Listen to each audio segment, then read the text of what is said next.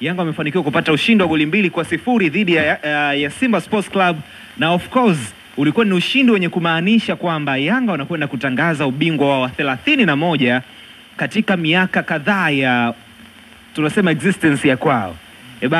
Hongera kubwa sana kwa Young Africans, kazi kubwa sana kwa msimu.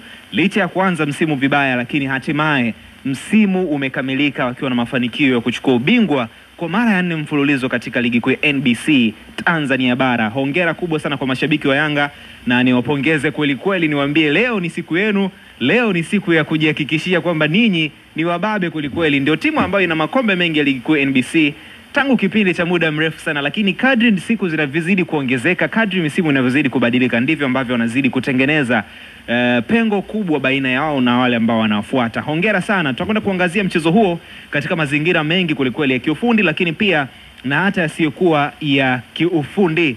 Tutakwenda kuzungumza na Nasibu Mkomwa, Mr. Reporter kutoka uwanja wa Benjamin Mkapa.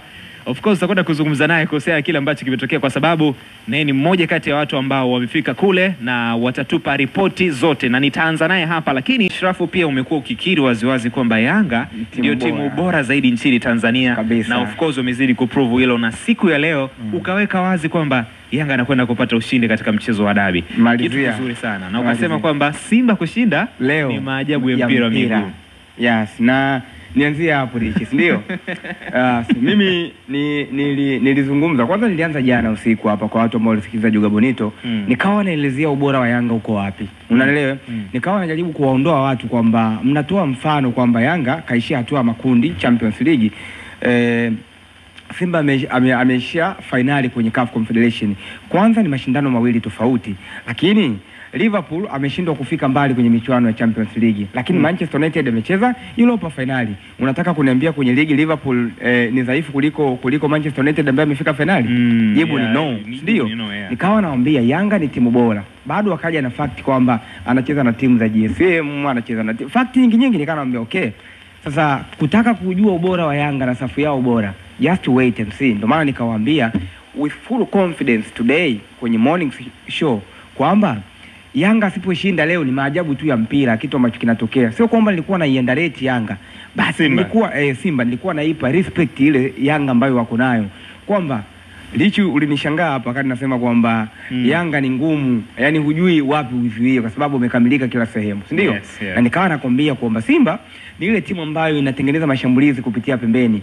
Kama mnaweza kuwa pin back hawa watu ambao wana overlap pamoja na winga wao, Simba kwenye eneo la kiungo hakuna hiyo creativity. Nikaambia kuna Kagoma, then nikaambia kuna Aucho. Unaelewa?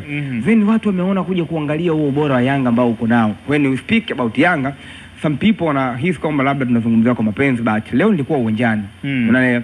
Watu wamekiri. Unakaa na mtu anakuambia bro, nilikumind asubuhi, lakini kwa hichi ninachokiona shehe, ile mechi Yanga wangekuwa clinical kuanzia kipindi cha kwanza, tungekuwa tunazungumza magoli mengi zaidi. Unaelewa? Sure. Na tukiwa tunazungumzia football, sitamani sana watu wao wanapeleka hisia, ingawa ni kitu kigumu sana. But kaka, ile Yanga ile hata kesho asubuhi wakienda kukutana na Simba ni Yanga anashinda. Yaani hata kesho au sasa hivi saa 8 ipigwe saa 8 usiku. So wamepumzika kidogo. Waende uwanjani pale. Simba anapotea. Anafungwa. Yanga ana timu bora kwenye hii ligi bro. Anaweza akashindwa huko nje. Unaelewa, ambako anakutana na majiant wengine. Lakini kwenye ligi yetu bro, tuwape heshima ambayo wanastahili.